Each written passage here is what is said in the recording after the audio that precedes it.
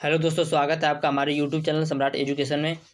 दोस्तों, आज की इस वीडियो में आप लोगों के लिए बीएससी एग्रीकल्चर सेकेंड सेमेस्टर के एक इम्पॉर्टेंट टॉपिक एंटोमोलॉजी का दोस्तों मैं लेकर आया हूँ। इसमें दोस्तों मैं आप लोगों को respiratory system of grasshopper and digestive system of grasshopper मतलब दोस्तों टिड्डे का पाचन तंत्र और टिड्डे का श्वसन तंत्र के बारे में बताने वाला हूँ। तो जो कि आपके एग्जाम के लिए बहुत ही महत्वपूर्ण है। तो चलिए स्टार्ट करते हैं। टिड्डे में श्वसन दोस्तों मैं आप लोगों को लेक्चर के माध्यम से समझाऊंगा और बहुत ही आसानी से याद भी हो जाएगा। तो दोस्तों चलिए स्टार्ट करते हैं। टिड्डे में श्वसन कैसे होता है। दोस्तों आप लोग अपने आसपास में या कहीं भी आप लोग देखे होंगे कीड़े मकोड़े जो होते हैं उनके दोस्तों शरीर का रंग जो उससे खून का रंग होता है दोस्तों वह लाल नहीं होता है। ऐसे बहुत से कीड़े मकोड़े होते हैं जिनके शरीर का खून का रंग लाल नहीं होता है। तो उनके खून का रंग लाल क्यों नहीं होता है, कभी आपने ये सोचा होगा? कभी कभी आप सोचते होंगे कि उसके शरीर का रंग लाल क्यों नहीं है। दोस्तों वो शरीर का रंग लाल इसलिए नहीं होता क्योंकि दोस्तों उसके शरीर में हीमोग्लोबिन नहीं पाया था। हीमोग्लोबिन नहीं पाया था। अब दोस्तों आप लोग सोचेंगे कि हीमोग्लोबिन क्यों नहीं पाया था है।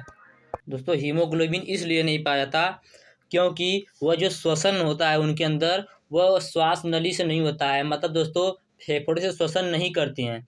इसलिए दोस्तों उनके अंदर हीमोग्लोबिन नहीं पाया था। तो टिड्डे के खून का रंग लाल, सॉरी, जो कीट होते हैं उनके खून का रंग लाल क्यों नहीं था? क्योंकि दोस्तों वह उनके अंदर हीमोग्लोबिन नहीं पाया था। और हीमोग्लोबिन क्यों नहीं पाया था? हीमोग्लोबिन इसलिए नहीं पाया था क्योंकि वह श्वसन फेफड़ों से नहीं करते हैं। अब देखते हैं श्वसन करते किससे हैं। दोस्तों जो टिड्डा है वो श्वसन करता किससे है? तो टिड्डा जो वह श्वसन ट्रेकिया से करता है। ट्रेकिया की मदद से दोस्तों टिड्डा जो श्वसन करता है। अब आप लोग सोचेंगे ट्रेकिया क्या होता है, कहाँ पे होता है? ट्रेकिया जो होता है दोस्तों टिड्डे के शरीर के, दोस्तों मान लिया टिड्डे के शरीर के चारों तरफ दोस्तों ये जो लेयर बनी है इसके अंदर दोस्तों जो श्वास नली पाई जाती है, श्वास नली को ही दोस्तों अंग्रेजी में ट्रेकिया कहते हैं। तो ट्रेकिया जो होती है वह टिड्डे के शरीर के चारों तरफ से बनी होती है। इसका जो पार्श्व भाग दोस्तों टिड्डा का जो पार्श्व भाग होता है उसमें कई छोटे छोटे छिद्र पाए जाते हैं, स्पाइरेकल होल जिसे कहते हैं। वो छोटे छोटे छिद्र पाए जाते हैं। इन जो छोटे छोटे छिद्र पाए जाते हैं इन छिद्रों को श्वास रंध्र कहते हैं। दोस्तों टिड्डे का जो पार्श्व भाग होता है उसमें छोटे छोटे छिद्र पाए जाते हैं, बहुत से छोटे छोटे छिद्र पाए जाते हैं दोस्तों, जिसे श्वास रंध्र कहते हैं। इसी श्वास रंध्र के माध्यम से दोस्तों वायुमंडल के सीधे संपर्क में आ रहता है। दोस्तों ये जो छोटे छोटे छिद्र पाए जाते हैं टिड्डे के पार्श्व भाग में, इसी से वह सीधे वायुमंडल के संपर्क में रहता है। और वायुमंडल के संपर्क में रहता है तो वहाँ से ऑक्सीजन हवा के माध्यम से दोस्तों ऑक्सीजन शरीर में प्रवेश करता है। और हवा शरीर के भीतर ऊतकों के पास, शरीर में ऊतक होते हैं दोस्तों, तो जो हवा आता है शरीर के अंदर जाता है वह ऊतकों के पास छोड़ देता है। ऊतक दोस्तों क्या होता है? अब आप लोग सोचेंगे ऊतक क्या होता है। ऊतक दोस्तों क्या होता है? कोशिकाओं का समूह होता है। कोशिकाओं के समूह को ऊतक कहते हैं। दोस्तों जो ट्रेकिया होता है ना, ट्रेकिया के भिन्न मतलब टिड्डे के शरीर के अंदर दोस्तों जो ट्रेकिया है वह विभिन्न प्रकार के ऊतकों से जुड़ा हुआ होता है। ऊतक कोशिकाओं का समूह होता है। तो दोस्तों जो श्वास रंध्र के माध्यम से हवा शरीर के भीतर प्रवेश कर देता है, इसके माध्यम दोस्तों जो छोटे छोटे छिद्र हैं इसके माध्यम से हवा शरीर के अंदर प्रवेश कर दी। हवा प्रवेश करने के बाद उसके भीतर जो दोस्तों ऊतक होते हैं उसके पास छोड़ देगा। तो दोस्तों जब ऊतक के पास छोड़ेगा तो वहाँ पर दोस्तों कोशिका का ही समूह होता है ऊतक। तो जैसे ही कोशिका ऑक्सीजन के संपर्क में आता है तो टिड्डा जो भोजन किया हुआ रहता है, प्रत्येक कोशिका में भोजन जो होता है उसे ग्लूकोज के रूप में जैसे ही मिलता है तो ऑक्सीकरण होने लगता है। अब दोस्तों आपको पता है जब ग्लूकोज का ऑक्सीकरण होता है तो ऊर्जा निकलती है। तो दोस्तों उसमें से ऊर्जा निकलने लगती है। उस ऊर्जा से दोस्तों टिड्डा अपना उड़ने का काम करता है। और दोस्तों जो कार्बन डाइऑक्साइड उसमें से निकलता है वह किसी काम का नहीं होता है। तो दोस्तों उस कार्बन डाइऑक्साइड का क्या होता है? वो कार्बन डाइऑक्साइड फिर से उसी रास्ते से, जिस रास्ते से ऑक्सीजन आया था, ऑक्सीजन दोस्तों कैसे आता है? श्वास रंध्र से होकर, श्वास रंध्र के माध्यम से हवा से होकर ऊतकों के पास आया था। तो पहले दोस्तों यह भी कार्बन डाइऑक्साइड भी पहले ऊतकों के पास जाएगा, ऊतकों के पास होकर श्वास नली से होकर श्वास रंध्र के माध्यम से बाहर निकल जाएगा। मतलब कहने का यह है कि जिस रास्ते से ऑक्सीजन आया था उसी रास्ते से कार्बन डाइऑक्साइड बाहर निकल जाएगा। तो दोस्तों उम्मीद करते हैं आप लोगों को श्वसन समझ में आ गया होगा। एकदम आसान भाषा में दोस्तों मैंने आप लोगों को बताया। यदि आप लोग ऐसे भी लिख देंगे तो आप लोगों को पूरा नंबर मिलेगा। मैंने क्या बताया? मैंने बताया दोस्तों कि जो टिड्डे में श्वसन होता है ट्रेकिया की मदद से होता है। ट्रेकिया शरीर के चारों तरफ बनी होती है। इसका जो पार्श्व भाग होता है उसमें कई छोटे छोटे छिद्र पाए जाते हैं, जिसे दोस्तों स्पाइरेकल होल कहते हैं। इस छोटे छिद्रों को श्वसन रंध्र कहते हैं। इसी श्वसन रंध्रों के माध्यम से वायुमंडल से सीधे संपर्क में रहते हैं टिड्डे। और इसके अंदर जो होता है, टिड्डे के अंदर दोस्तों ट्रेकिया होता है, भिन्न भिन्न प्रकार के ऊतकों से जुड़ा हुआ होता है। ऊतक क्या होते हैं? ऊतक कोशिकाओं का समूह होता है। तो जो श्वसन रंध्र है, श्वसन रंध्र के माध्यम से जब हवा शरीर में प्रवेश करता है और हवा शरीर के भीतर प्रवेश करने के बाद दोस्तों जो ऊतक का समूह होता है, जो दोस्तों कोशिका का समूह होता है, ऊतक होता है, वहाँ पर जैसे ही हवा पहुँचता है, ऑक्सीजन मिलता है उसे, तो दोस्तों जो उसके अंदर कोशिका होते हैं, कोशिका में जो भोजन होता है ग्लूकोज के रूप में ऑक्सीजन से मिलता है, तो ऑक्सीकरण हो जाता है। अब आप लोगों को पता है जब ग्लूकोज का ऑक्सीकरण होता है तो ऊर्जा निकलती है। जब उसका ऑक्सीकरण होता है तो उसमें से ऊर्जा मुक्त होती है। उस ऊर्जा का प्रयोग करके जो टिड्डा होता है वो अपना उड़ने का काम करता है, और जो भी काम है टिड्डा वह करता है। लेकिन जो उसमें से कार्बन डाइऑक्साइड निकलता है वह किसी काम का नहीं होता। तो कार्बन डाइऑक्साइड फिर से जिस रास्ते से ऑक्सीजन अंदर आता है टिड्डे के अंदर श्वास नली में, उसी रास्ते से दोस्तों फिर बाहर चला जाता है कार्बन डाइऑक्साइड। तो दोस्तों ये था टिड्डे में श्वसन कैसे होता है, टिड्डे में श्वसन। अब देखते हैं डाइजेस्टिव सिस्टम ऑफ ग्रासहोपर। टिड्डे में पाचन तंत्र कैसे होता है, पाचन कैसे होता है। टिड्डे में पाचन कैसे होता है दोस्तों? टिड्डा एक अकशेरुकी प्राणी होता है। टिड्डा दोस्तों कैसा प्राणी है? अकशेरुकी प्राणी होता है, इसलिए इसे पृष्ठीय पक्ष से विच्छेदित किया जाता है। पाचन तंत्र से मिलकर दोस्तों वो ये बना होता है। पाचन तंत्र से मिलकर टिड्डे के अंदर पाचन होता है। ये दोस्तों दो प्रकार की होता है। पहला दोस्तों आहार नालिका, और दोस्तों दूसरा जो है वो है लार ग्रंथियां।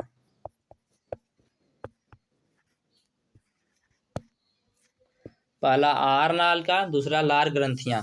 दोस्तों लिखने में थोड़ा प्रॉब्लम है, आप लोग मैनेज कर लीजिएगा। दोस्तों जो आहार नाल होता है इसे 3 प्रमुख क्षेत्रों में बांटा गया है। 3 प्रमुख भाग होते हैं। आहार नाल के 3 प्रमुख भाग होते हैं। पहला है दोस्तों फोरगट, दूसरा है मिडगट, तीसरा है हिंडगट। फोरगट क्या होता है? फोरगट को कहते हैं अग्र प्रणाली, मिडगट को कहते हैं मध्य प्रणाली, और दोस्तों हिंडगट को कहते हैं पश्च प्रणाली। दोस्तों जो फोरगट होता है इसमें मुंह आता है, ग्रास नली आता है, ग्रसिका आता है, ग्रसनी आता है और गिजार्ड आता है। फोरगट में दोस्तों क्या क्या आता है? दोस्तों जो फोरगट होता है उसमें मुंह आता है, ग्रास नली, ग्रसनी, क्रॉप और गिजार्ड। और दोस्तों जो मिडगट होता है उसमें क्या क्या आता है? मिडगट में दोस्तों गिजार्ड से लेकर छोटी आंत तक के अंग आते हैं। और जो पश्च भाग होता है उसमें क्या होता है? छोटी आंत, बड़ी आंत, छोटी बड़ी आंत, और दोस्तों मलाशय मतलब गुदाद्वार। तो दोस्तों इन सभी के बारे में पढ़ेंगे। तो सबसे पहले देखते हैं फोरगट के बारे में। फोरगट क्या होता है दोस्तों? ये दोस्तों जो आहार नली होती है, आहार नली जो भोजन ग्रहण करने वाली नली होती है, आहार नली का अगला भाग होता है। इसका दोस्तों मुख्य कार्य होता है भोजन को जमा रखना। इसे दोस्तों निम्न भागों में बांटा गया है, जैसे दोस्तों मैंने अभी आप लोगों को बताया। तो पहला है मुख। तो मुख के बारे में देखते हैं दोस्तों। तो दोस्तों यहाँ पर देखिए टिड्डे का मुख है। तो दोस्तों ये मुख हो गया। इसका दोस्तों कार्य क्या है? यह आहार नाल का अगला भाग होता है दोस्तों। जैसा कि मैंने आप लोग को बताया कि फोरगट क्या होता है? आहार नाल का पहला अगला भाग होता है, जिसे का कार्य होता है भोजन को जमा रखना। तो पहला मैंने बताया मुख। मुख क्या होता है दोस्तों? अग्र आंत के अग्र भाग में एक मुंह होता है दोस्तों। अग्र आंत के अग्र भाग में एक मुंह होता है जिससे भोजन प्रवेश करता है, जिसमें से भोजन प्रवेश करता है दोस्तों। यहाँ से मुंह खुलने के बाद, मुंह खुलने के आसपास मुंह के जो उपांग होते हैं वह उपस्थित होते हैं। दोस्तों यह मुंह हो गया। अब दोस्तों दूसरा है ग्रसनी। यह आकार में छोटा होता है और मुंह खुलने के लिए ठीक पीछे स्थित होता है। दोस्तों अगला होता है ग्रसनी। ग्रसनी क्या होता है? आकार में छोटा होता है और मुंह खुलने के ठीक पीछे स्थित होता है। दोस्तों मुंह खुलने के ठीक पीछे स्थित है, यहाँ पर आप लोग देख सकते हैं। इसके बाद दोस्तों है अन्न प्रणाली, क्रॉप। यहाँ पर दोस्तों आप लोग देख सकते हैं क्रॉप है। ये क्या होता है दोस्तों? ये इसका पहला भाग जो होता है वो सकरा होता है। इधर देखिए दोस्तों सकरा है, और पीछे की हिस्से एक थैली जैसी संरचना के रूप में विस्तारित किया जाता है। दोस्तों ये देखिए पतला है और यहाँ पीछे थैली के रूप में विस्तारित किया गया है। इसे फसल के रूप में भोजन आंशिक रूप से पचता है। इसी के रूप में भोजन आंशिक रूप से दोस्तों पचता है। यहाँ पर देखिए भोजन आप लोगों को दिख रहा होगा, इसी भोजन के रूप में आंशिक रूप से पचता है। इसके बाद दोस्तों आप लोगों को दिखेगा गिजार्ड। गिजार्ड क्या होता है? फसल के ठीक पीछे दोस्तों, यहाँ पर दोस्तों क्रॉप मतलब फसल होता है दोस्तों, ध्यान दीजिएगा। इसके ठीक पीछे यहाँ पर आप लोग देख सकते हैं, इसके ठीक पीछे दोस्तों यहाँ पर गिजार्ड है। गिजार्ड क्या करता है? फसल के ठीक पीछे स्थित होता है। यह मोटी दीवार वाली मांसल और शंकु के आकार की, यहाँ पर दोस्तों आप लोग देख सकते हैं शंकु के आकार की संरचना बनी हुई है दोस्तों यहाँ पर, और यहाँ पर शंकु के आकार की संरचना होती है। यह भोजन को पीसता है और कुचलता है। यह क्या करता है दोस्तों? भोजन को पीसता है और कुचलता है। यह भोजन को पीस के कुचल देता है। इसके बाद दोस्तों हम लोग आ जाते हैं मीट गट में। मीट गट मैंने क्या बताया था दोस्तों? मीट गट को मैंने बताया था छोटी आंत से लेकर गिजार्ड से लेकर छोटी आंत तक। दोस्तों यहाँ पर गिजार्ड है, यहाँ से लेकर दोस्तों यहाँ छोटी आंत तक। तो दोस्तों जो मीट गट होता है वह गिजार्ड से लेकर छोटी आंत तक का भाग होता है। इसमें क्या होता है? यह गिजार्ड के पीछे का अगला भाग होता है। गिजार्ड दोस्तों यहाँ पर इसके पीछे का अगला भाग है, और यह दोस्तों जो भाग इसे पेट भी कहते हैं। यह बड़ी चौड़ी थैली होती है जहाँ भोजन पचता है। तो दोस्तों गिजार्ड से लेकर छोटी आंत तक का भाग होता है। यह एक बड़ी चौड़ी थैली होती है। यह एक बड़ी दोस्तों इतनी बड़ी है और चौड़ी यहाँ पर है थैली होती है जहाँ पर भोजन पचता है। गिजार्ड और पेट के जंक्शन पर कई पाचक काके मौजूद होती है। दोस्तों यहाँ पर देख सकते हैं, यहाँ पर दोस्तों आप लोग देख सकते हैं कई पाचक काके मौजूद होती हैं। यह सीका मध्य भाग में खुलती हैं और एंजाइमों का स्त्राव करती हैं। यहाँ पर एंजाइम स्त्रावित हो रहा है दोस्तों, यहाँ पर आप लोग देख सकते हैं एंजाइम का स्त्राव हो रहा है। तो यहाँ पर सीका जो दोस्तों होता है वह मध्य भाग में खुलता है और एंजाइमों का स्त्राव करता है। अब दोस्तों आ जाते हैं हम लोग हिंडगट में। हिंडगट में दोस्तों छोटी आंत से लेकर, हिंडगट दोस्तों किसे कहते हैं पहले आप लोग हिंडगट जान लीजिए। मीट गट के पिछले भाग से लेकर गुदा तक के भाग को हिंडगट कहते हैं। यह उदर के चौथे खंड से लेकर 10वें खंड तक फैला हुआ होता है। उदर के चौथे खंड से लेकर 10वें खंड तक फैला हुआ होता है। तो देखते हैं पहले इसमें दोस्तों क्या है? छोटी आंत। छोटी आंत का कार्य क्या है? यह ट्यूबुलर भाग है। पचे हुए भोजन का अवशोषण यहीं पर होता है। यहाँ पर देखिए दोस्तों भोजन जब यहाँ से पच गया तो यहाँ पे अवशोषित हो रहा है। पचने के बाद यहाँ पर अवशोषित हो रहा है भोजन। दोस्तों छोटी आंत का कार्य यही है। इसके बाद है दोस्तों बड़ी आंत। बड़ी आंत का कार्य क्या है? बाहर से आकृति देखते हुए कोलन दोस्तों होता है। कोलन दोस्तों यहाँ पर देख सकते हैं आप लोग, कोलम को दोस्तों इलियम से अलग करना बहुत मुश्किल होता है। केवल आकृति के आधार पर ही अलग कर सकते हैं, क्योंकि कुछ कूटों में यस आकार के, दोस्तों यहाँ पर देख सकते हैं आप लोग यस के आकार का बना हुआ है। यहाँ पर आप लोग देख सकते हैं यस के आकार का बना हुआ है, आकार की होती है तथा पतली होती है। यह 5वें और 6वें उदर खंड में स्थित होती हैं दोस्तों।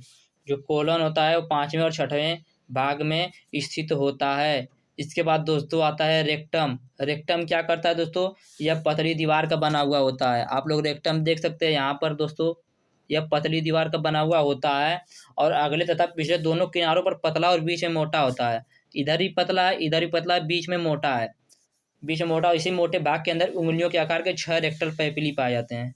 उंगली के आकार के 6 वेक्टर पैपिली पाए जाते हैं दोस्तों। तो आप लोगों को समझ में आ रहा होगा, आहार नाली आप लोगों को समझ में आ गया होगा। अब आगे चलते हैं, देखते हैं दोस्तों लार ग्रंथि।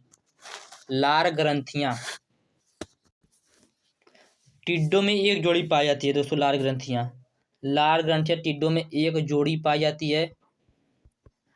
टिड्डों में एक जोड़ी लार ग्रंथि पाई जाती है। क्रॉप के साथ निकालने से जुड़ी छोटी कोशिकाओं वाली लार ग्रंथियां होती हैं जो लार का स्त्राव करती हैं। तो दोस्तों उसी को लार ग्रंथियां कहते हैं। फिर से देखिएगा आप लोग दोस्तों, ये सीरीज से मैं बताने वाला हूँ। टिड्डों में एक जोड़ी लार ग्रंथियां पाई जाती हैं जो फोरगट के नलिका से रूप में निकलकर 2 मुख्य भागों में विभाजित हो जाती हैं।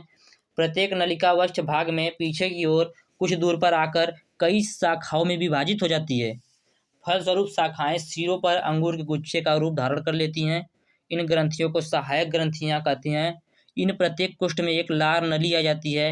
इन कोष्ठों से पतली पतली शाखाएं निकलकर लार नलिकाओं में आती हैं और आगे चलकर दोनों की लार नलिकाएं मिलकर इसोफिगैनस के नीचे एक संयुक्त लार बनाती हैं, जिसे हाइपोफेनिक्स के नीचे सेलिवेरियम में खुलती हैं। तो दोस्तों इसी को कहते हैं लार ग्रंथियां। तो दोस्तों उम्मीद करते हैं आप लोगों को रेस्पिरेटरी सिस्टम और डाइजेस्टिव सिस्टम समझ में आया होगा। यदि वीडियो अच्छा लगा तो वीडियो को लाइक कर दीजिएगा, चैनल को सब्सक्राइब कर दीजिएगा। और एंटोमोलॉजी का और भी वीडियो चाहिए जिस टॉपिक पे, तो आप लोग टॉपिक का नाम भी बता सकते हैं, नहीं तो आप लोग नेक्स्ट वीडियो लिख दीजिएगा, आप लोगों को अपने हिसाब से मैं अगला वीडियो दे दूंगा। जय हिंद, धन्यवाद।